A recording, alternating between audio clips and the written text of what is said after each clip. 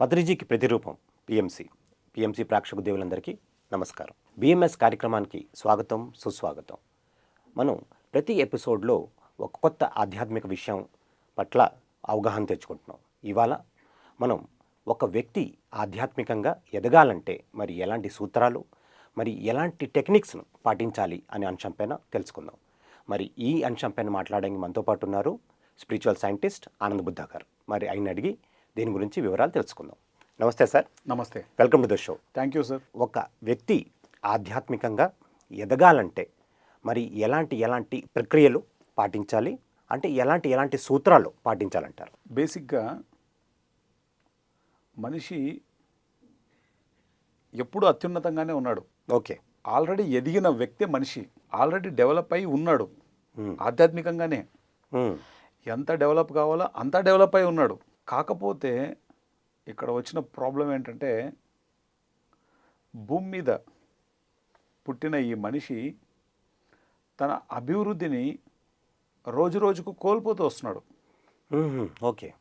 ఇప్పుడు చిన్నప్పుడు తను పుట్టినప్పుడు తను ఆధ్యాత్మికంగా ఏ స్థాయిలో ఏ స్థితిలో ఉన్నాడో హయ్యెస్ట్ స్థితిలోనే ఉంటాడు. ఓకే. కానీ సొసైటీ ఇచ్చినటువంటి మైండ్, తన పేరెంట్స్ కావచ్చు, చుట్టూ ఉన్నటువంటి రిలేటివ్స్ కావచ్చు, నైబర్స్ కావచ్చు, ఓవరాల్గా అన్నిటినీ కలిపి మనం సొసైటీ అంటాం కదా. ఎస్. ఈ సొసైటీ ఇచ్చినటువంటి ఈ మైండ్ అండ్ తను నేర్చుకునేటువంటి అలవాట్లు, ఓకే, నమ్మేటువంటి సిద్ధాలు, ఒక మనసు తయారవుతుంది కదా. ఈ మనస్సు పెరిగే కొద్దీ, ఈ మనస్సు యొక్క అభివృద్ధి జరిగే కొద్దీ తన ఇంటర్నల్గా ఉండేటువంటి ఆత్మస్థితి ఏదైతే ఉందో దాని యొక్క ప్రభావం తగ్గుతూ వస్తుంటుంది. ఓకే. ఇక్కడ మైండ్ పెరుగుతూ ఉంటుంది. ఇందులో 4 విషయాలలో ప్రధానంగా మనిషి ఎంతో శక్తిని కోల్పోతాడు. ఈ 4 విషయాలలో గనక జాగ్రత్త తీసుకుంటే మనిషి అత్యున్నతంగా ఎదుగుతాడు. ఆధ్యాత్మికతలో తిరుగులేని చక్రవర్తి అవుతాడు అతను. దిగిపోవడానికి ఈ 4 విషయాలే, మనిషి పెరగడానికి, ఆధ్యాత్మికంగా అద్భుతంగా అభివృద్ధి చెందడానికి ఈ 4 విషయాలే కారణమవుతాయి. ఫస్ట్ పాయింట్ ఏంటంటే మన వాక్కు. ఈ వాక్క్షేత్రం అనేది ఎంత ఇంపార్టెంటో పత్రి సార్ మనకు ఎన్నో సందర్భాల్లో తెలియజేశారు. మన వాక్క్షేత్రం అనేటువంటి టాపిక్ కూడా ఉంది సార్ది. ఎస్. ఆడియో క్యాసెట్స్ 1, 2 ఉంటాయి. వాక్క్షేత్రం బుక్ ఉంది. వాక్క్షేత్రం అద్భుతమైనటువంటి బుక్ ఉంది పత్రి సార్ది. ఎస్. ఈ భూమండలం మీద ఉన్న ప్రతి వ్యక్తి చదవవలసినటువంటి బుక్ అది, వాక్క్షేత్రం అనేది. ఆ పుస్తకం చదివితే మన కళ్ళు తెరుచుకుంటాయి. ఏం మాట్లాడాలి, ఎలా మాట్లాడాలి, ఎంత మాట్లాడాలి, ఎక్కడ మాట్లాడాలి, ఎందుకు మాట్లాడాలి, ప్రతి విషయం చాలా చాలా ఇంపార్టెంట్ ఇక్కడ. ఒక్క మాట సరిగ్గా లేకపోవడం వల్ల దాదాపుగా 90% తన దివ్యత్వంలోంచి బయటకు వచ్చేస్తున్నాడు మనిషి. కేవలం మాట. ఇది చూడడానికి చాలా చిన్న విషయం యాక్చువల్గా, కానీ ఇదే అన్నిటికీ మూల విషయం. నీ మాట నీ యొక్క స్థితిని, స్థాయిని, శక్తిని, నీ జ్ఞానాన్ని అన్నింటినీ తెలియజేస్తుంది. ఎస్. అందుకే ఎవరన్నా గురువులు వాళ్ళ దగ్గరికి వెళ్ళినప్పుడు చెప్పు అని అడుగుతారు. ఈ నోరు ఇప్పగానే ఈ మాట్లాడే వ్యక్తి మూలాధార చక్రానికి సంబంధించిన వాడా, స్వాధిష్టాన చక్రానికి సంబంధించిన వాడా, మణిపూరక చక్రానికి సంబంధించిన వాడా, అనాహత చక్రానికి సంబంధించిన వాడా, విశుద్ధ చక్రానికి సంబంధించిన వాడా, ఆజ్ఞా చక్రానికి సంబంధించిన వాడా, సహస్రారానికి సంబంధించిన వాడా అర్థమైపోతుంది. ఈడ నోరు ఇప్పగానే అర్థమైపోతుంది ఏ స్థాయి శక్తిలో ఉన్నాడు ఇతను. ఇప్పుడు ఇతనితో మాట్లాడాలా వద్దా డిసైడ్ అయిపోతుంది అక్కడే. నోరు ఇప్పగానే డిసైడ్ అయిపోతుంది ఇతనితో మాట్లాడాలా వద్దా అనేది. నీ మాటే నువ్వు. ముఖ్యంగా చెప్పాలంటే మాట అన్నది అంత ఇంపార్టెంట్, అంత ప్రభావం చూపిస్తుంది. సరి కాని మాట మన జీవితాలని నాశనమే చేసేస్తుంది. సరి అయిన మాట మన జీవితాన్ని ఎంతో అద్భుతంగా తీసుకెళ్తుంది. మరి ప్రతి వ్యక్తి ఆలోచించాలి, నేను ప్రతిరోజు ఎన్ని సరి అయిన మాటలు మాట్లాడుతున్నాను, ఎన్ని సరికాని మాటలు మాట్లాడుతున్నాను. మరి ఈ సరికాని మాటలన్నీ మాట్లాడినప్పుడు దాని పర్యవసానం ఎవరు అనుభవించాలా? ఇది అనుభవిస్తారు. నువ్వు అనుభవిస్తావా, నేను అనుభవిస్తానా? అది మాట్లాడేవాడే, మాట్లాడే వ్యక్తి అనుభవిస్తాడు. నోరు తెరవాలి అంటే కనుక అదొక పెద్ద శాస్త్రము. ఈ నోరు అనవసరంగా తెరవడం వలన మనము మన యొక్క మూల స్థితి నుంచి వేరవుతున్నాం. ఆ ఎనర్జీతో డిస్కనెక్ట్ అయిపోతున్నాం. కనెక్టెడ్గా ఉంటే ఎప్పుడు హయ్యర్ ఎనర్జీ ఫ్రీక్వెన్సీలో ఉంటాం మనం. వావ్. ఓకే, కాబట్టి ఈ మాట్లాడడం అన్నది చాలా చాలా ఇంపార్టెంట్. ఇది అందరి దృష్టిలో చాలా చిన్న విషయం, ఎస్, కానీ ఆధ్యాత్మికతలో ఇదే ప్రధానమైన విషయం. ప్రకటనలు మీవి, ప్రచారాలు మావి, జీవితంలోని వెలుగులందరివి. పిఎంసి తెలుగు ఛానల్లో మీ యాడ్స్ కోసం సంప్రదించవలసిన ఫోన్ నంబర్స్. ఎస్. ఇక్కడ ఒక డౌట్ వస్తుంది. అంటే ఈ వాక్క్షేత్రం గురించి తెలియక మరి చాలామంది అక్కలేని మాటలు, ఒక గాసిప్స్ ఇవన్నీ చెప్పుకుంటూ ఉంటారు. అంటే దీని ఒక ప్రధాన కారణం ఏంటంటారు? మాట యొక్క వాల్యూ తెలియాలంటే ఒక మూగవాడికి బాగా తెలుస్తుంది. ఎస్, మూగ వ్యక్తులకి మాట యొక్క ఇంపార్టెన్స్ తెలుస్తుంది, మాట్లాడే వాళ్ళకి మాట యొక్క ఇంపార్టెన్స్ తెలీదు. First point. రెండో పాయింట్, ఈ మాట్లాడి అనవసరమైనటువంటి మాటలు మాట్లాడి, నెగటివ్ మాటలు మాట్లాడి, గాసిప్స్ మాట్లాడి జీవితాన్ని నాశనం చేసుకున్న వాళ్ళ దగ్గరికి వెళ్ళి అడిగితే మాట యొక్క ఇంపార్టెన్స్ గురించి ఇంకా బాగా చెప్తారు వాళ్ళు. వాళ్ళ అనుభవ జ్ఞానం అది. ఒక మాట జీవితాన్ని స్వర్గం చేస్తుంది, ఒక మాట జీవితాన్ని నరకము చేస్తుంది. ఎస్. అలాంటప్పుడు ఆ మాటను ఎంత జాగ్రత్తగా ఉపయోగించాలి? అవునా కదా? కరెక్ట్. నోట్లో నుంచి ఆ మాట యొక్క ఇంపార్టెన్స్ తెలిస్తే నోట్లో నుంచి ఏ నెగిటివ్ రాదు. ఎందుకంటే మన నోట్లో నుంచి నెగిటివ్ వస్తే మన మైండ్లో ఉంటేనే కదా వస్తుంది. ఇక్కడ మనం స్టాప్ చేయగలిగితే ఇక్కడ కూడా ఆటోమేటిక్గా అది స్టాప్ అయ్యేటువంటి అవకాశాలు ఉంటాయి. ఓకే. ఆ ఎరుక మనలో ఉంటేనే ఇక్కడ మనం స్టాప్ చేయగలం. ఓకే. ఇక్కడ ఎప్పుడైతే మనం స్టాప్ చేయగలిగామో నెగటివ్ విషయాలని, నెగటివ్ మాటలని, ఆటోమేటిక్గా ఆ థాట్స్ని ఇక్కడ మనం క్లియర్ చేయగలం. అంటే మన నోరు అదుపులో ఉంచుకుంటే కనుక సరికాని ఆలోచనలు కూడా మనం స్టాప్ చేయొచ్చని మీరు ఖచ్చితంగా చెప్తున్నారు. అంతే కదా. ఎస్. ఒక కొటేషన్ ఉంటుంది, బాహ్యంగా మనం మాట్లాడేది ఎప్పుడైతే మనం స్టాప్ చేస్తామో అంటే దీన్ని మౌనం అంటాం. ఎస్. బాహ్యంగా అక్కర్లేని విషయాలన్నిటిని మాట్లాడేది మనం ఎప్పుడైతే స్టాప్ చేస్తామో అంతరంగంలో ఉండేటువంటి ఆలోచనలన్నీ కూడా స్టెబిలిటీ వచ్చేస్తుంది, న్యూట్రల్ అయిపోతాయి అవి. ఓకే. ఒక ఎరుక అనేది వాచ్ చేస్తూ ఉంటుంది ఎప్పుడు. ఇప్పుడు సీసీ కెమెరాలు మనం పెట్టాం ఆఫీస్లో. ఎస్. సీసీ కెమెరాలు లేనప్పుడు దొంగతనం చేయడానికి ఈజీ. అదే సీసీ కెమెరాలు పెడితే కష్టం. ఒకవేళ అవి పని చేయకపోయినా అమ్మో ఆడ సీసీ కెమెరా ఉంది అని భయం ఉంటుంది.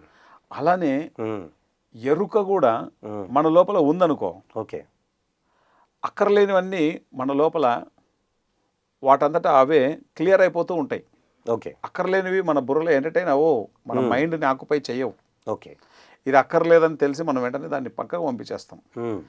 అదే ఎరుక లేకపోతే అక్కర్లేనిదంతా వచ్చి మన బ్రెయిన్ ఆక్యుపై చేసేస్తుంది, మన మనస్సును ప్రభావితం చేస్తాయి. కాబట్టి మనము మన మాటలను ఎప్పుడైతే స్టాప్ చేస్తామో అక్కర్లేనివి, ఆటోమేటిక్గా ఇంటర్నల్గా కూడా అన్నింటి పట్ల మనకు అన్ని విషయాల పట్ల ఎరుక పెరుగుతుంది. అందుకే ఏమంటామంటే బాహ్య మౌనం క్రమక్రమంగా అంతర్మౌనానికి దారితీస్తుంది.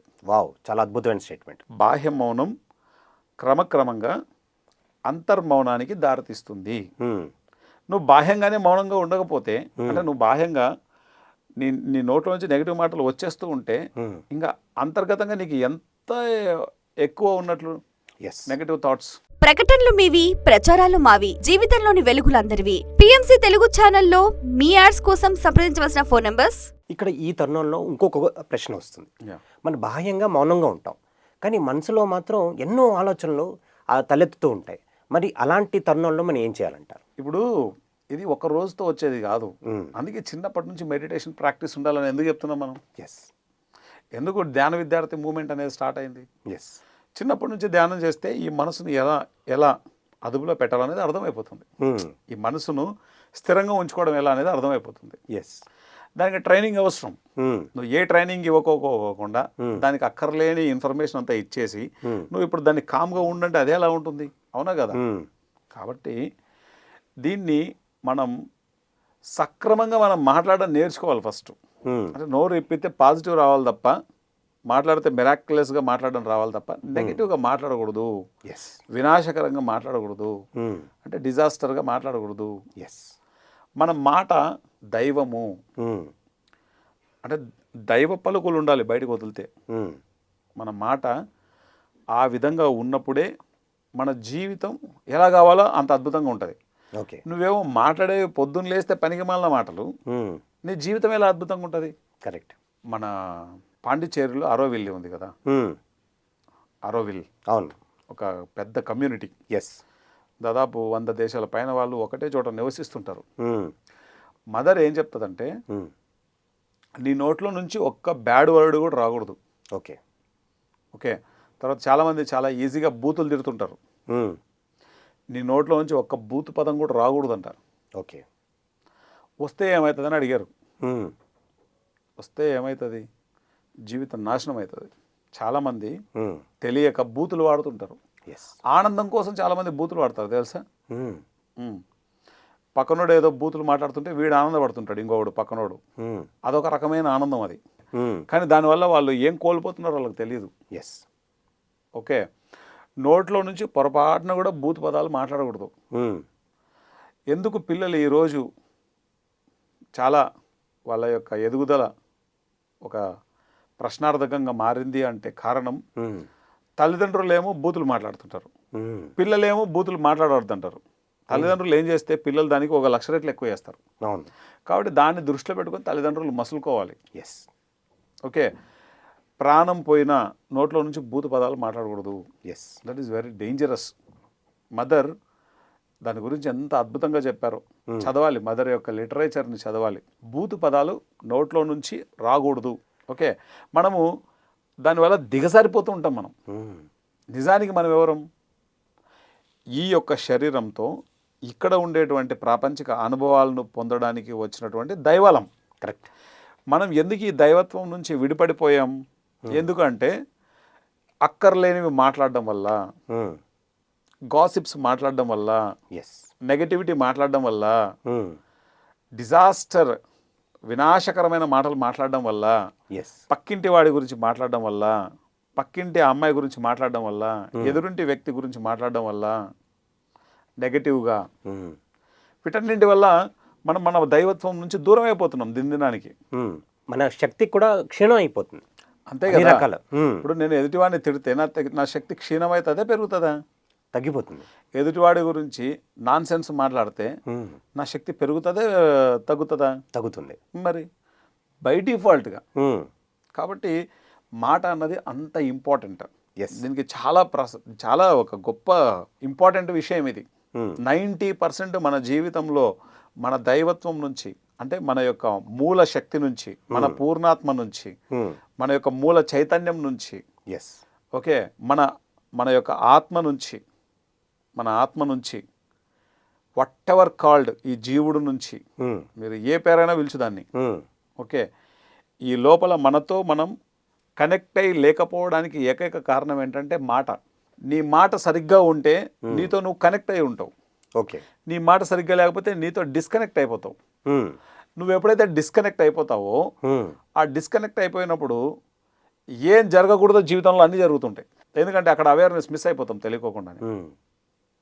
కాబట్టి మాట మీద అంత జాగ్రత్తగా ఉండాలి.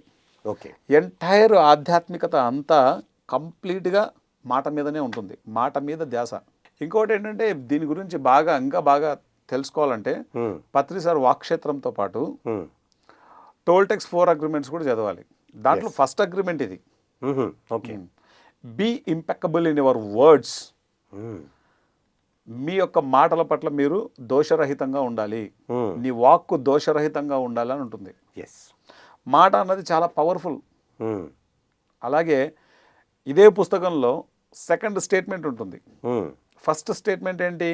నీ వాక్కు దోషరహితంగా ఉండాలి. సెకండ్ స్టేట్మెంట్ ఏంటి? దేన్ని వ్యక్తిగతంగా తీసుకోవద్దు. ఓకే. చాలామంది వాళ్ళ ఎనర్జీస్ని ఈ విషయంలో చాలా పోగొట్టుకుంటుంటారు. ప్రకటనలు మీవి, ప్రచారాలు మావి, జీవితంలోని వెలుగులందరివి. పిఎంసి తెలుగు ఛానల్లో మీ యాడ్స్ కోసం సంప్రదించవలసిన ఫోన్ నంబర్స్. ఓకే. ఒక ఎగ్జాంపుల్తో చెప్తారా దీన్ని? ఇప్పుడు మీకు మహాభారతం తెలుసా? మహాభారతం తెలుసు. ఒక పెద్ద యాగం చేస్తుంటే మన పాండవులు దుర్యోధనుడితో పాటు వాళ్ళ యొక్క బృందం అంతా వెళ్తుంది.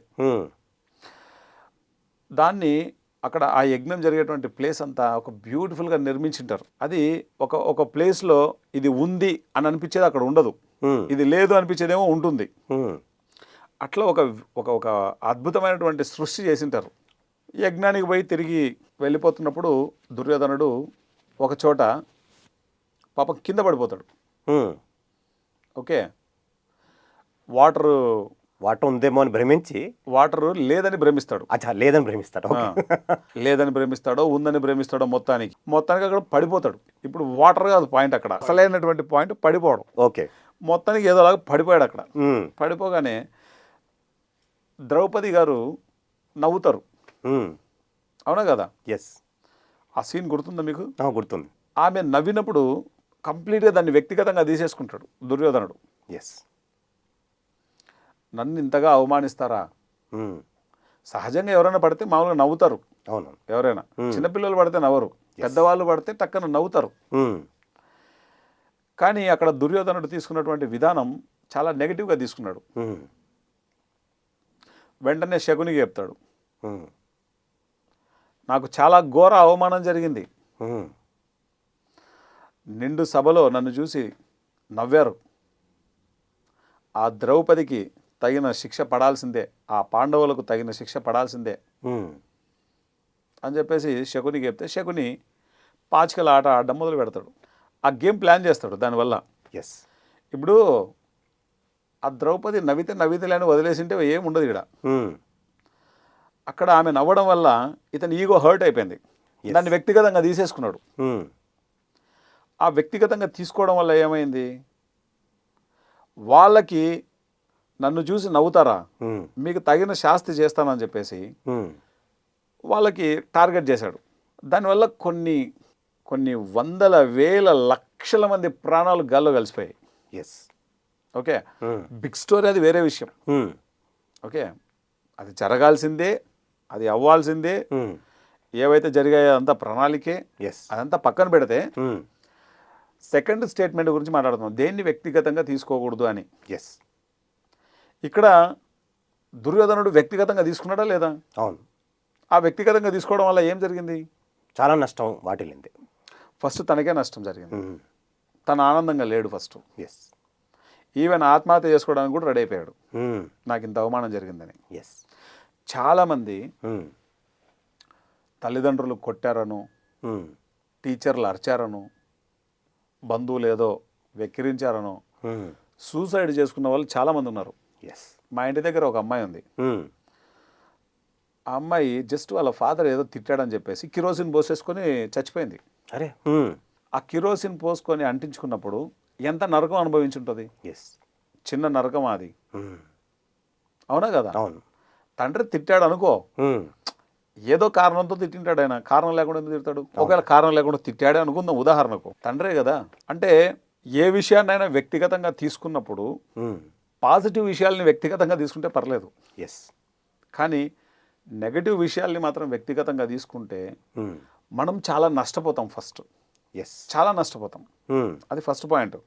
రెండు, మన చుట్టూ ఉన్న వాళ్ళు కూడా చాలా నష్టపోతారు. రెండో పాయింట్, ఈ పాయింట్ చాలా చాలా ఇంపార్టెంట్ పాయింట్ ఇది. ఎస్. దేన్ని వ్యక్తిగతంగా తీసుకోకూడదు అనేది. ఈ ఒక్క పాయింట్ కనుక మనకు అర్థమైతే మన జీవితం స్వర్గం, అర్థం కాకపోతే మన జీవితం నరకం. అట్లానే ఇంకొక పాయింట్ కూడా ఉంది దీంట్లో, థర్డ్ స్టేట్మెంట్. ఎస్. అనవసరమైన ఊహాగానాలు చేయకూడదు. ఓకే, థర్డ్ స్టేట్మెంట్ ఇది. ఓకే. ఇప్పుడు ఊహలు ఓకే, ఓకే, నువ్వు ఏదైనా ఊహించుకో, దానివల్ల వచ్చే నష్టమేం లేదు. ప్రకటనలు మీవి, ప్రచారాలు మావి, జీవితంలోని వెలుగులందరివి. పిఎంసి తెలుగు ఛానల్లో మీ యాడ్స్ కోసం సంప్రదించవలసిన ఫోన్ నంబర్స్.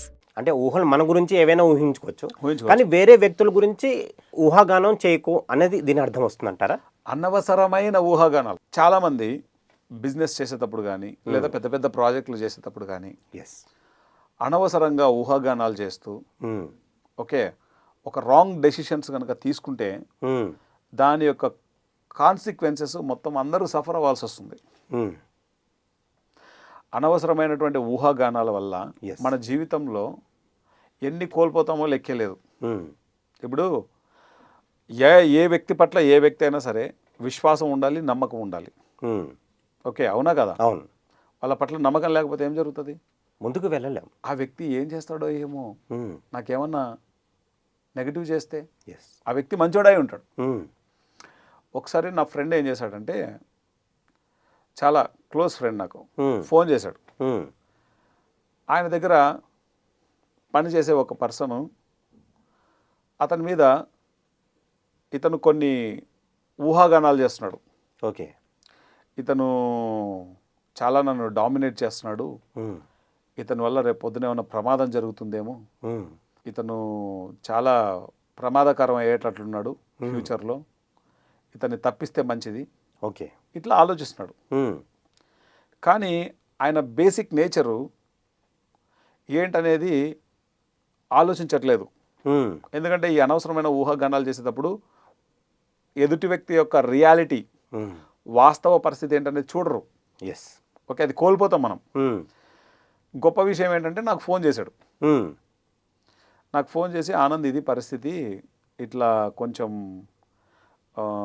ఇతని బిహేవియర్ డిఫరెంట్గా అనిపిస్తోంది నాకు, ఉమ్, ఈ విధంగా కొంచెం భవిష్యత్తులో మనకి ఏమైనా ప్రమాదకరం అవుతుందేమో, ఉమ్, మనల్నే డామినేట్ చేసేటువంటి పరిస్థితి ఏర్పడుతోంది, ఉమ్, సో చాలా ఇంపార్టెన్స్ పెరిగిపోయింది అతనికి, ఉమ్, ఇట్లా మాట్లాడుతున్నాడు.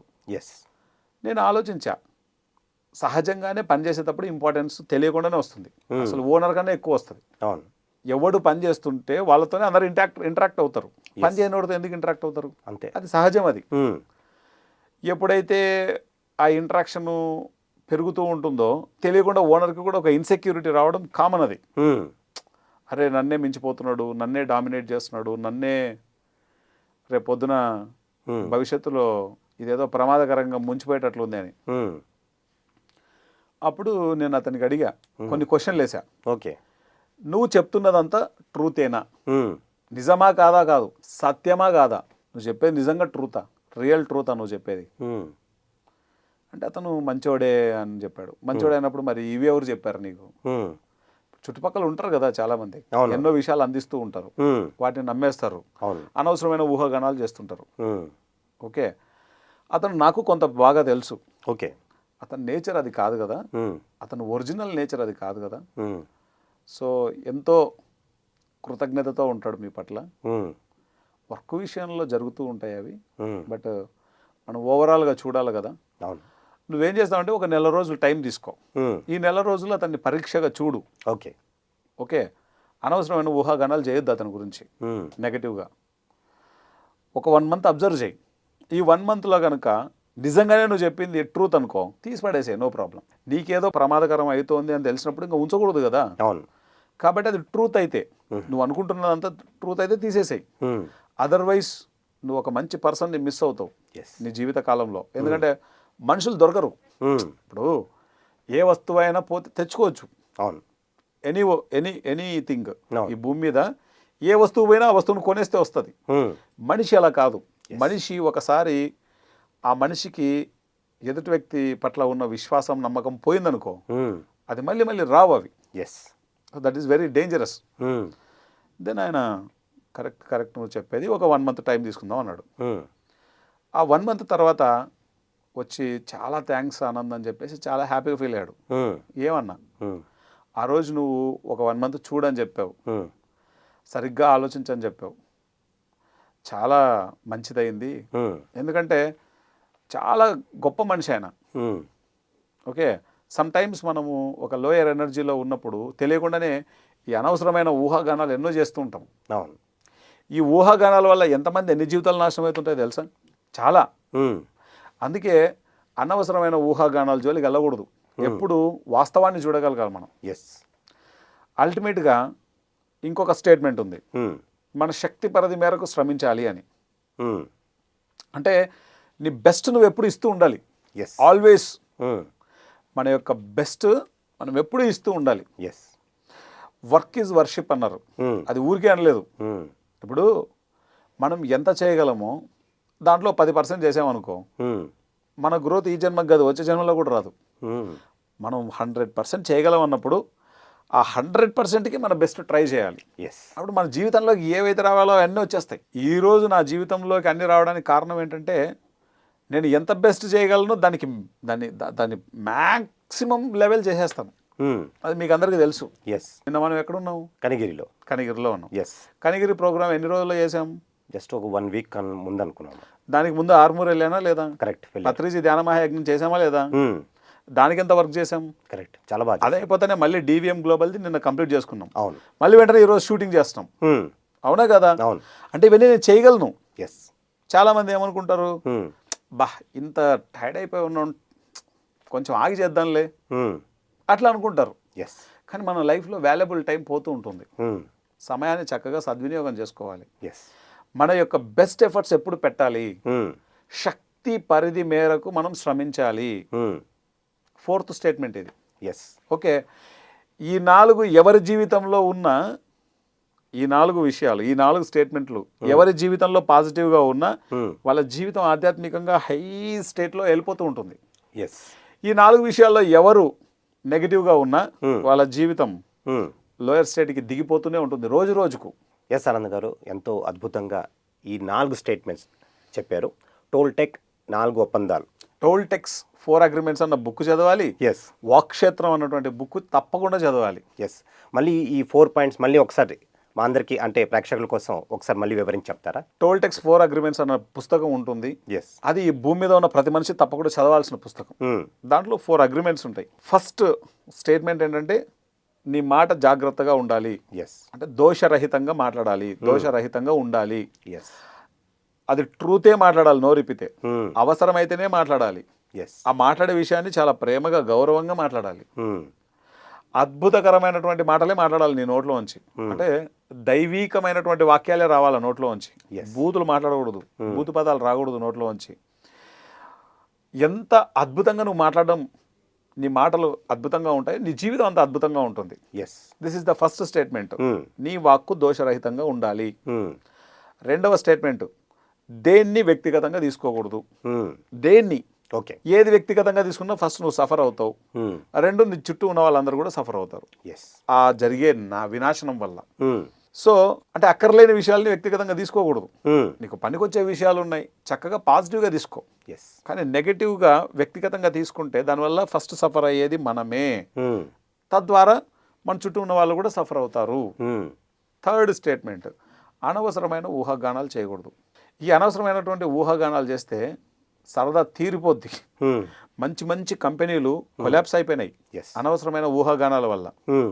ఆ ఎండి చేసేటువంటి అనవసరమైన ఊహాగానాల వల్ల. కరెక్ట్. నా జీవితంలో కూడా జరిగింది. నేను ఒక చోట పనిచేసేవాడిని, ఎంతో అద్భుతంగా పనిచేసేవాడిని. పనిచేసేవాడికి పేరు ఎక్కడున్నా అది వచ్చేస్తుంది బై డిఫాల్ట్, దానికి ఎవడేం చేయలేడు. ఆ ఓనర్ ఏం చేశాడు, నా మీద అనవసరమైన ఊహాగానాలు చేసి నన్ను బయటకు పంపించేశాడు. ఇప్పుడు ఆ ఓనర్కు సరదా తీరిపోతుంది. అర్థమైందా? అంటే ఆ ఓనర్ చేసిన అనవసరమైన ఊహాగానాల వల్ల ఒక అద్భుతాన్ని పోగొట్టుకున్నాడు, ఒక అద్భుతమైన వ్యక్తిని కోల్పోయాడు. వస్తువులు అయితే కొని తెచ్చుకోవచ్చు, ఎస్. ఇప్పుడు ఆ మనిషిని తెచ్చుకోలేడు. ఒకవేళ పోయినా నాకైతే ఆ వ్యక్తి పట్ల ఆ విశ్వాసం, నమ్మకం అనేది ఏర్పడదు కదా. ఒకసారి పోయిన తర్వాత అది బ్రేక్ అయిన తర్వాత మళ్ళీ అదకదు. అవును, కరెక్ట్. అది బ్రేక్ కాకోకుండా చాలా జాగ్రత్తగా చూసుకోవాలి. అంటే మన జీవితంలో అనవసరమైన ఊహాగానాలు ఉండకూడదు. ఎస్. అది చాలా ప్రమాదకరం. నాలుగవది, మన శక్తి పరిధి మేరకు శ్రమిస్తూ ఉండాలి.